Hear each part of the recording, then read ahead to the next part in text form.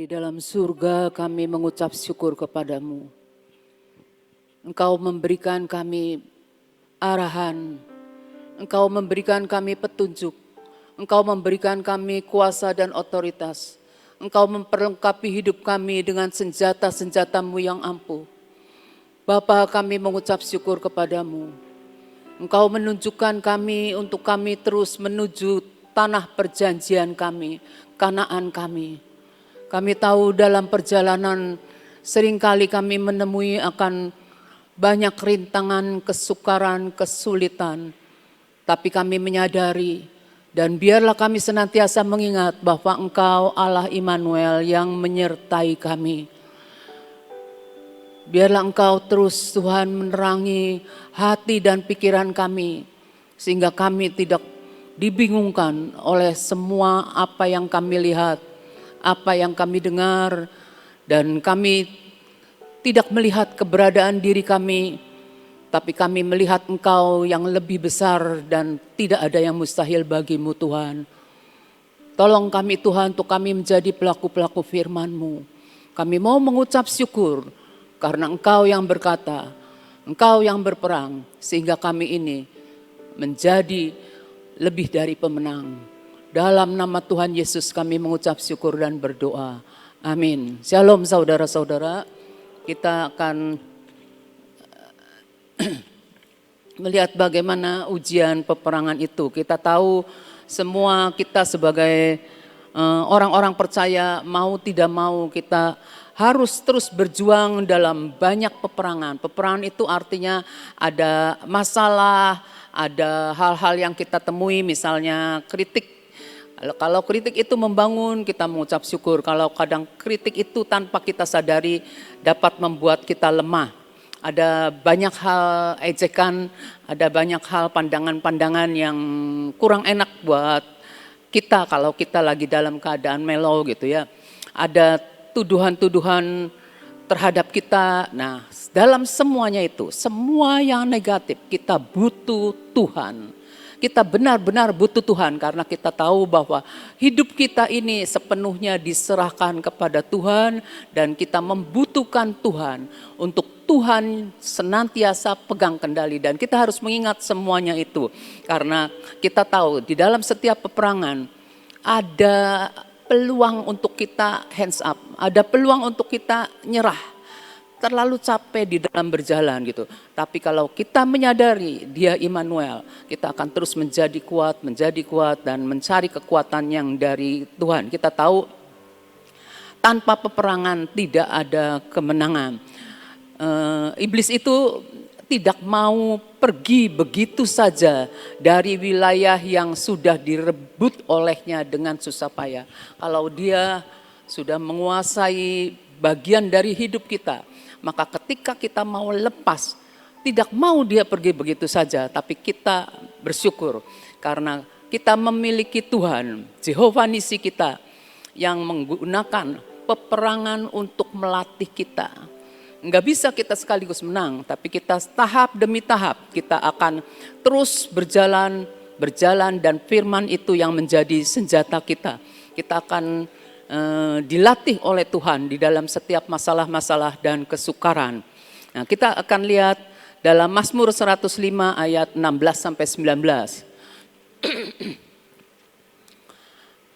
Ketika ia mendatangkan ke atas negeri itu pada zaman Yusuf dan menghancurkan seluruh persediaan makanan, diutusnyalah seorang yang mendahului mereka, Yusuf, yang dijual menjadi budak.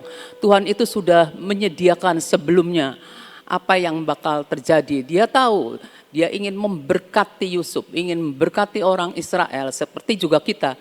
Kita harus tahu dalam setiap hal Tuhan itu memberikan kepada kita bukan suatu kecelakaan, tetapi suatu pengharapan. Karena di dalam Kristus senantiasa ada pengharapan. Mereka mengimpit kakinya dengan belenggu, lehernya masuk ke dalam besi. Sampai saat firman-Nya sudah genap dan janji Tuhan membenarkannya. Jadi ada saat di mana firman Tuhan sudah genap. Ada saat di mana janji Tuhan ya ini janjiku akan aku genapi. Itu berlaku dan kita harus ingat kalau belum waktunya Tuhan, belum waktunya Tuhan. Nah, kita harus senantiasa mengingat akan Tuhan itu ya. Firman Tuhan itu datang dalam hidup kita. Ya, datang dalam hidup kita seperti lagu Kaulah Tuhan penyembuhku, Kaulah Tuhan pemulihku. Tuhan itu sudah sembuhkan, sudah pulihkan, dan ketika kita dapat rema, ada hal-hal yang menguji kita. Misalnya kok kita faktanya belum sembuh, faktanya belum pulih. Apa yang Tuhan mau? Nah, firman itu akan melihat bagaimana reaksi dan respon kita. Nah, apakah kita mau terus melangkah, berperang atas semua yang kita hadapi, atau kita mau istilahnya mundur teratur. Nah, jangan menyerah saudara ya. Nah, kita benar-benar harus teguh di dalam firman dan pewahyuan yang Tuhan berikan, sediakan bagi kita ya. Terus kita akan lihat bahwa bersama setiap berkat ya, setiap berkat Tuhan ya, setiap berkat Tuhan itu tidak datang begitu saja gitu ya. Tetapi kita tahu ada pencobaan yang namanya, ada pengujian-pengujian ya. Ada hal-hal yang membuat kita ini ngalami hal-hal yang dimana ada perlawanan dari orang-orang gitu ya. Tapi kita ingat akan seperti Yusuf ini, dan kita ingat juga akan Daniel. Daniel itu berpegang teguh kepada firman. Dia itu menjalani firman. Dia itu menjadi pelaku firman. Apapun juga dia jadi pelaku firman. Walaupun dia itu sampai masuk ke gua singa. Dia itu sampai dicobai sedemikian rupa. Tapi dia tetap berpegang pada firman. Karena dia seperti yang kita ketahui, ayat semua orang percaya pasti hafal, Roma 8:28 itu mengatakan segala sesuatu bekerja untuk mendatangkan kebaikan. Bekerja untuk mendatangkan kebaikan bagi orang yang mengasihi dia. Orang yang mengasihi dia itu orang yang melakukan firman-Nya. Jadi kita harus tahu mendatangkan kebaikan. Ketika kita menghadapi peperangan yang kayaknya aduh berat gitu ya. Nah, tapi kita tahu semua mendatangkan kebaikan. Aku belum lihat sekarang tapi nanti. Harapkan terus perkara-perkara yang positif. Karena Tuhan itu memberikan hal-hal yang positif ya. Jadi itulah sebabnya maka dikatakan ketika kita lagi berperang, inilah saatnya kita bersyukur dan memuji Tuhan. Tuhan yang berperangku diberi kemenangan. Hosana, hosana gitu ya, kan lagunya kan ada seperti itu. Terus peperangan juga adalah saat untuk semakin kita kuat dalam iman. Saat untuk kita melihat kemuliaan Tuhan itu turun dalam hidup setiap kita. Lagunya See His Glory Come Down gitu ya. Senantiasa kita harus ingat akan firman-firman yang Tuhan berikan pada kita. Kita tahu tadi ada lagunya juga ya, kebesaran Tuhan itu tak terbatas. Kebesaran Tuhan tak terbatas. Nah, kita harus tahu bahwa Dia yang di dalam kita itu lebih besar daripada Dia yang ada di dunia. Jadi segala sesuatu itu Tuhan itu tak terbatas ya. Kuasanya juga ajaib. Kita itu jadi aman. Kalau kita mengingat akan Tuhan, bukan kita melihat persoalan gitu ya. Kita ingat akan Tuhan itu maha besar. Nah, kita tahu kita akan aman. Tapi kalau kita ngelihat persoalan kita lebih besar, ya Tuhannya jadi kecil ya. Kita harus senantiasa ingat akan hal-hal itu ya. Nah, kita tahu bahwa iblis itu tidak senang kalau Tuhan memberkati kita. Oleh karena itu iblis iblis itu menipu kita, memperdaya manusia sampai manusia jatuh. Tapi kita anak-anak Tuhan harus senantiasa ingat bahwa kita ini ditentukan sebagai pemenang. Kita harus punya sikap prajurit, kita harus punya karakteristik pemenang. Harus senantiasa ingat. Jadi jangan mudah putus asa, jangan dilemahkan oleh apapun ya. Kita lihat Amsal 30 ayat 24 sampai 25. Bagaimana pengkhotbah berkata tentang semut. Amsal 30 ayat 24 sampai 25. Ada 4 binatang yang terkecil di bumi, tetapi sangat cekatan. 25. Semut, bangsa yang tidak kuat, tetapi yang menyediakan makanannya di musim panas ya. Di musim panas itu. Nah kita kalau lihat ya, saya kalau lihat semut nih. Semut pada waktu musim panas keluar semua. Nah keluar semua, sampai semut kecil sampai semut yang agak gede gitu ya. Ya bagi sebenarnya disebutnya sih menurut Alkitab semut tuh kecil gitu ya. Semut keluar. Nah dia itu bisa banyak pada waktu tertentu kok nggak ada sama sekali, tapi itu bisa banyak malah kesana kemari gitu ya, sampai anjing saya salah satunya jadi korban, jadi harus ke dokter gitu ya. Nah seperti itu kita lihat kenapa semut itu sedemikian rupa. Nah kita tahu bahwa masa-masa ke depan banyak peperangan yang kita hadapi. Kita harus belajar bijaksana seperti semut. Masa yang akan datang itu tidak menjanjikan bahwa masa yang enak gitu tuh enggak. Tapi Tuhan sudah beri kita senjata, Tuhan beri kita kemampuan dan kekuatan. Nah di sini katakan kita menyediakan makanan,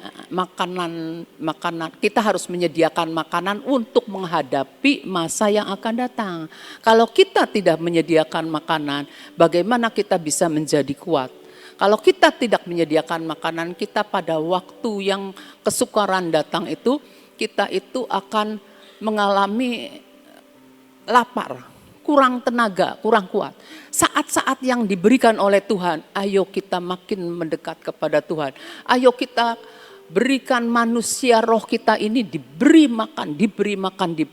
Senantiasa terus menerus diberi makan. Sehingga kita ini benar-benar dapat mengumpulkan kekuatan ya untuk menghadapi tahun-tahun depan. Semut memang kecil, namun dia nih berperilakunya besar, caranya besar. Dia ngumpulin makanan nanti untuk musim panas.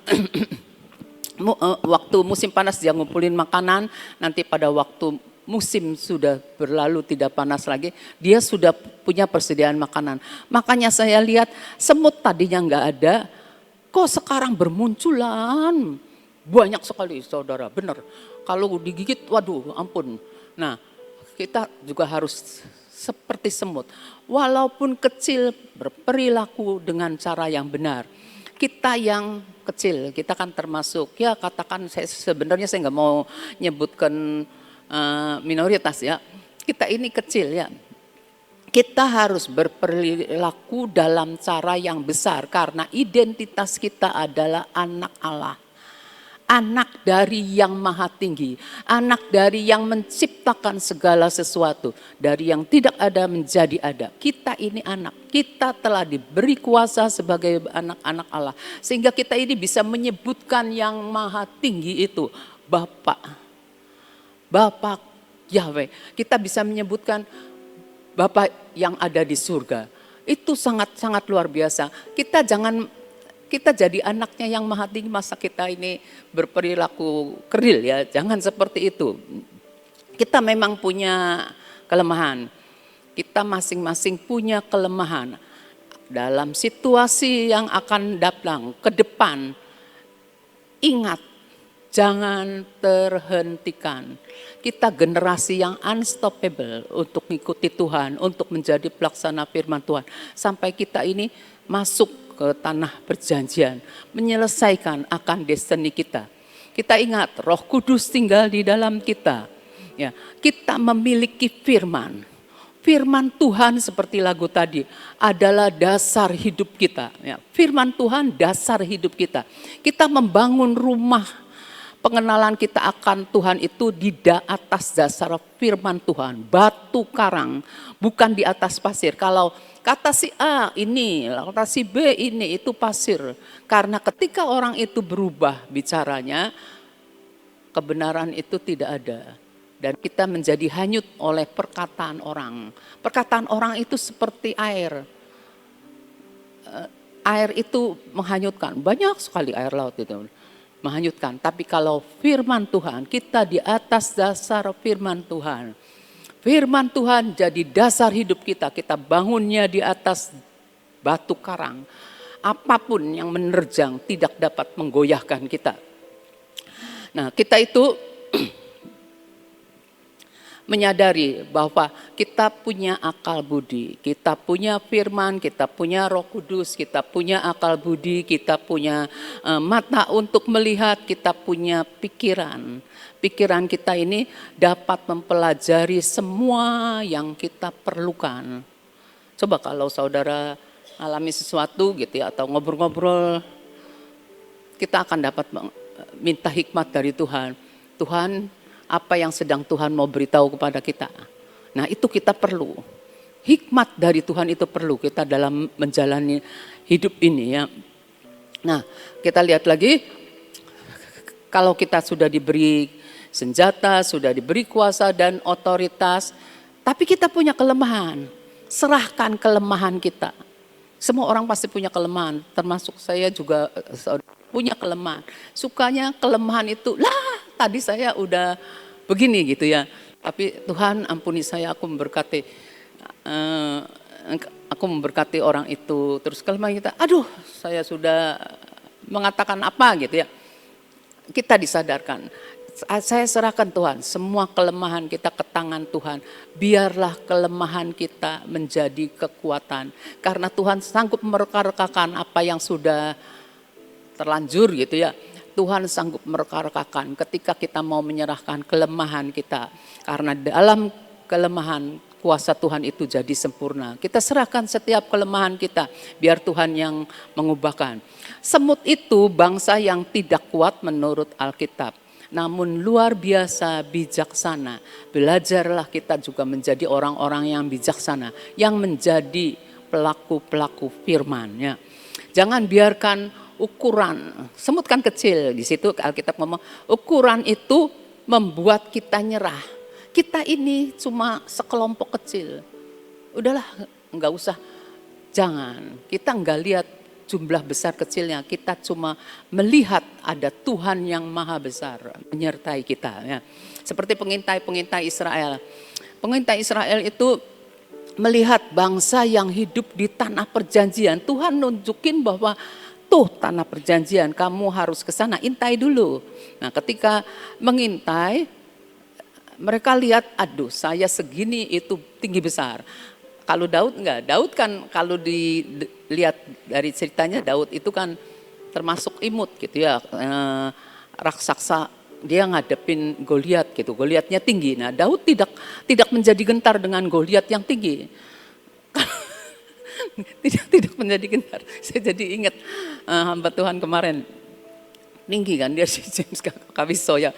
Nah, kita nggak lihat tinggi besarnya, jangan lihat ukurannya, jangan jadi kecut dan kita sampai kita menyebutkan musuh kita itu raksasa, giant ya. Tapi kita tahu kita punya Allah yang besar, dengan batu aja kita bisa melempar dalam jarak seberapapun karena Tuhan yang bekerja ya. Jadi ada raksasa-raksasa dalam perjalanan kita menuju tanah perjanjian, yaitu kesukaran-kesukaran yang kita hadapi. Masalah, ada perlawanan, ada aniaya, jangan takut. Allah yang berperang untuk kita, Tuhan yang berperang untuk kita ya. Tuhan mengizinkan akan itu semua dalam hidup kita untuk menguatkan roh kita dan mengajar kita untuk menaruh kepercayaan hanya kepada Tuhan saja. Jangan menaruh kepercayaan pada diri sendiri. Taruh kepercayaan, Tuhan engkaulah yang dapat dipercaya ya. Nah, yang dituntut dari kita adalah keberanian dan roh seorang prajurit, roh seorang pasukan yang mau berperang, mampu berperang, dan kita cuma tahu bahwa kita ini pemenang karena Tuhan yang berperang. Kita harus memiliki karakteristik seorang pemenang. Untuk apa? Untuk kalau kita nih sudah merasa menang dulu, kita maju dan melangkah terus masuk ke tanah perjanjian, kita berani. Tapi kalau kita kecil, otomatis lu kecil. Saya ngalamin saudara. Saya sudah dikasih tahu nih ya, nanti di rumah ini ada ini itu. Hati-hati. Hati saya langsung syut. Nah, jujur saya kayak gitu, tapi ketika saya ngelangkah, enggak, ada Tuhan di dalam saya, ada Tuhan dalam saya. Tuhan lebih besar, Tuhan lebih besar. Saya perkatakan pada diri saya mendeklarasikan seperti Daud gitu, Allah Israel yang maha kuat ya. Akhirnya saya berani. Nah, kita harus seperti itu, saudara. Kita miliki karakteristik seorang pemenang untuk menguasai tanah Kanaan yang sudah Tuhan beri. Banyak orang percaya hanya mengembara di padang gurun, putar, bukannya masuk di tanah perjanjian. Kenapa? Karena takut. Karena dia pikir saya sudah naruh percaya tapi saya itu gagal karena takut. Jadi mulai ragu akan kepercayaannya kepada Tuhan. Kita nggak mau seperti itu. Kita belajar untuk kita tahu bahwa buah-buah di tanah perjanjian adalah milik kita yang percaya dan yang berjalan dalam ketaatan. Itu tanah perjanjian. Buah-buah dari sana Tuhan bilang kamu jalan. Nah, kalau kita takut mau masuk aja sudah takut nih, kita putar nggak masuk, saudara. Nah, kan ada masanya ya. Nah, setelah itu kalau kita mau berperang, maka kita tahu itu hasil di sana tuh milik kita. Punya kita. Saya selalu membayangkannya begini, Indonesia nih ya. Di ujung timur Indonesia, itu ada Papua. Papua itu kaya, tapi kalau dimiliki bangsa asing, kita harus berani maju. Tanpa kita maju, itu akan diambil. Dan kita butuh pemimpin-pemimpin yang berani, yang bersih, yang tahu bahwa ini milik Indonesia. Nah, itu ya. Kita lihat di Yesaya 1 ayat 19 sampai 20. Ayat terakhir. Jika kamu menurut Tuhan ya, dan mau mendengar, maka kamu akan memakan hasil baik dari negeri itu. Negeri yang Tuhan berikannya. Tetapi jika kamu melawan, memberontak, nggak mau takut gitu ya, maka kamu akan dimakan oleh pedang. Istilahnya dimakan oleh pedang tuh, kamu kalah gitu ya. Sungguh Tuhan yang mengucapkannya.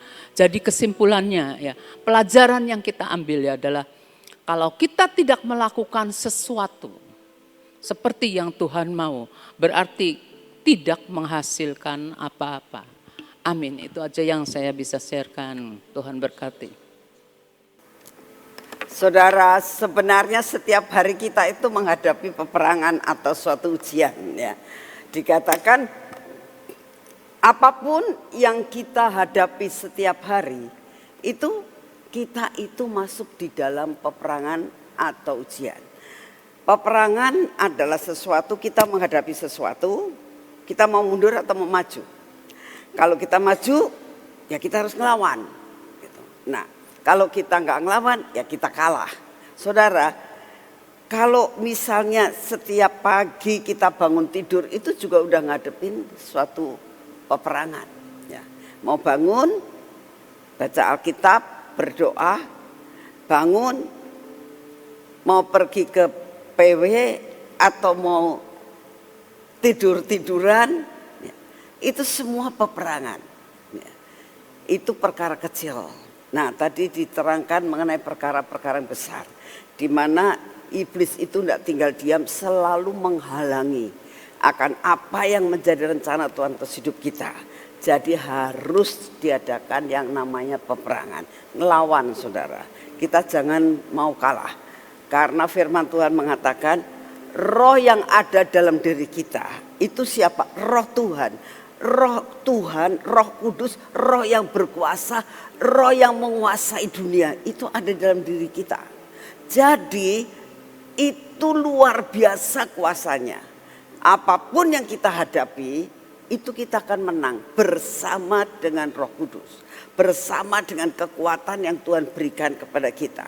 Maka kita dalam menghadapi apapun selalu katakan, roh yang ada dalam diriku lebih besar daripada apa yang semua yang ada. Lebih besar, ya. Katakan setiap kali lebih besar, ya. Jadi kalau misalnya kita tahu lebih besar itu, ini kecil, ini besar, ya. Ini lebih besar. Dan itu roh yang ada dalam diri kita lebih besar. Segala sesuatu kalau lebih besar itu kan mesti lebih menang. Gak mungkin kan lebih kalah, lebih besar. Kenapa tadi dikatakan jangan melihat fisik, ya. Daud dibandingkan dengan Goliat itu memang Daud lebih kecil fisiknya. Tapi roh yang ada dalam diri Daud lebih besar daripada roh yang ada di dalam Goliat. Jadi mesti menang. Ya. Kita akan menghadapi apapun, kita percaya pasti kita akan masuk dalam kemenangan. Amin.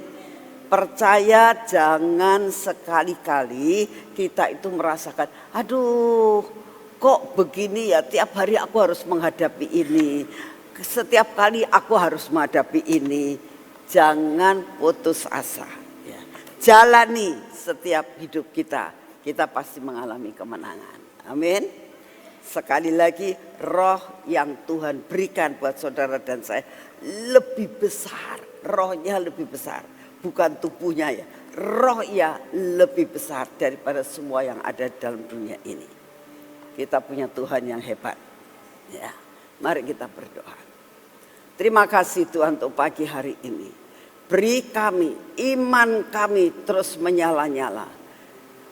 Buat kami percaya penuh Tuhan bahwa kuasa-Mu melebihi dari segala-galanya. Terima kasih Tuhan, terima kasih untuk pagi hari ini. Terima kasih untuk kekuatan yang baru. Terima kasih Tuhan untuk segala sesuatu yang Kau berikan buat kami. Roh yang Kau berikan buat kami lebih besar daripada semua roh yang ada di luar. Terima kasih Bapak, terima kasih Tuhan Yesus, terima kasih Tuhan Roh Kudus. Saat ini kami datang di hadapan-Mu kembali Tuhan. Kami tetap minta kekuatan menjalani hari-hari di hadapan kami. Engkau berikan kemampuan, Kau berikan kemenangan karena Roh-Mu ada di dalam hidup kami. Terima kasih untuk kasih setia-Mu. Bapak, saat ini kami datang di dalam nama-Mu, Engkau perbarui pikiran kami Tuhan. Perbarui pikiran kami hari demi hari, supaya kami tetap percaya penuh bahwa Engkau lebih besar dalam hidup kami, di dalam menghadapi apapun di dalam dunia ini. Terima kasih Bapak, kami juga berdoa pada saat ini untuk Pilkada Tuhan. Kami terus berdoa untuk pilkada ini. Engkau yang bekerja, Engkau yang menentukan, Engkau akan mengatur dalam segala perkara sehingga pilihan-pilihan jatuh kepada orang-orang yang takut akan Engkau. Orang-orang yang mau membangun akan daerahnya. Orang-orang yang tidak mementingkan diri sendiri dan mengambil kekayaan demi untuk diri sendiri. Terima kasih ya Tuhan Yesus. Kau sendiri akan mengatur bangsa dan negara kami ini. Kami berdoa untuk pemerintahan yang baru Tuhan. Terus kami mau mendukung akan pemimpin kami yang baru ini Tuhan. Biarlah presiden dan wakil presiden, Engkau buat mereka sederap dan selangkah. Engkau buat mereka dapat bekerja sama dengan baik untuk menuntaskan segala sesuatu yang belum tuntas. Tuhan, kami minta biarlah segala keputusan yang diambil terus ada di dalam rencana-Mu. Buat keduanya Tuhan, meminta banyak nasihat daripada penasehat-penasehat yang ada di atasnya. Yang terutama Tuhan buat mereka mencari kebenaran di dalam Engkau. Terima kasih untuk kasih setia-Mu. Bapak, kami juga berdoa keamanan terjadi di bangsa ini. Kami percaya Tuhan seluruh kekayaan alam yang ada ini akan dipakai untuk kemajuan dan menjadikan Indonesia menjadi sesuatu negara hidup dalam keemasan. Terima kasih untuk kasih setiamu. Bapak, sekali lagi kami datang di hadapan-Mu, kami tetap berdoa untuk bencana alam Tuhan. Tolong kami minta anugerah-Mu turun. Tidak ada wabah sakit penyakit untuk tahun ini. Engkau yang akan menghembuskan nafas-Mu untuk menghancurkan, menghalau Tuhan dengan angin yang dari surga, sehingga tidak ada sakit penyakit, virus yang baru tidak ada lagi boleh masuk areal Indonesia. Terima kasih Tuhan Yesus. Kami juga berdoa saat ini untuk Megatrust. Tuhan, kami hanya minta anugerah-Mu. Engkau ialah yang mereka-reka dalam segala perkara. Engkau sanggup Tuhan untuk membuat semua secara minimal. Terima kasih untuk kasih setiamu. Bapak, kami mengucap syukur untuk apa yang sedang Kau rencanakan untuk kebaktian malam Pondok Daud dipulihkan. Kami berdoa untuk tanggal 30 ini Tuhan. Kau siapkan hati kami, Kau siapkan hati setiap anak-anak-Mu yang melayani. Kau siapkan jemaat-Mu Tuhan untuk menanti-nantikan lawatan yang daripada-Mu. Surga menyentuh bumi. Engkau akan buat perkara-perkara yang ajaib di tempat ini Tuhan. Bahkan Tuhan kami minta semua persoalan yang kami hadapi dituntaskan tahun ini. Tuntas Tuhan, tuntas Tuhan. Semua yang belum terjawab Engkau jawab Tuhan. Untuk pemulihan Pondok Daud ini, semua persoalan yang tertutup Engkau bukakan Tuhan. Pintu-pintu berkat yang masih tertutup Engkau buka semuanya Tuhan. Kami sangat merindukan Engkau akan membagikan perkara yang luar biasa. Kami akan memasuki dan melangkahkan kaki kami untuk menikmati susu dan madu. Apapun yang terjadi tahun depan, tapi Engkau akan membuat kami adalah bangsa yang dibedakan. Terima kasih untuk kasih setiamu. Engkau siapkan hati, jiwa dan pikiran kami.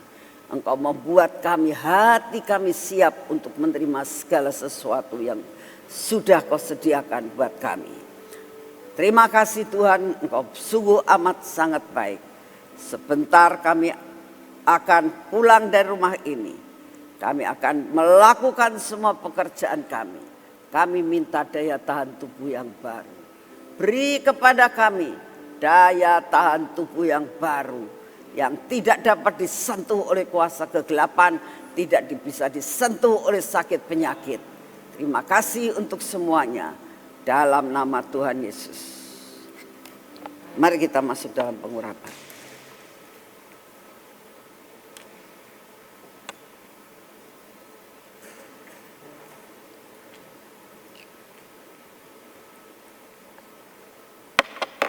Dalam nama Tuhan Yesus. Ini minyak keajaiban Tuhan. Ini minyak supranatural. Biarlah menguasai akan seluruh hidup kami. Sehingga hidup kami hari ini berjalan dalam supranatural. Berjalan, berpikir dalam supranatural dan keajaiban. Kami oleskan pada mata kami. Mengalami keajaiban. Telinga kami mempunyai ketajaman. Bibir mulut kami dipakai untuk kemuliaan bagi nama-Mu. Hati kami Tuhan, Kau cengkeram sampai hati kami ini hanya melekat kepadamu.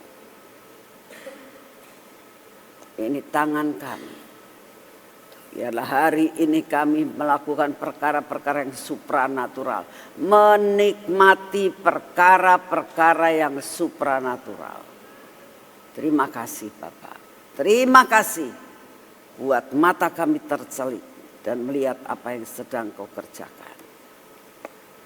Biarlah kaki kami berjalan pada jalan yang sudah Engkau tentukan. Berjalan dalam supranatural. Perkara yang tidak pernah kami lihat dan tidak pernah kami dengar dan tidak pernah timbul dalam hati kami. Hari ini kami jalani. Terima kasih untuk kasih setiamu. Dalam nama Tuhan Yesus. Amin. Tuhan memberkati saudara semuanya.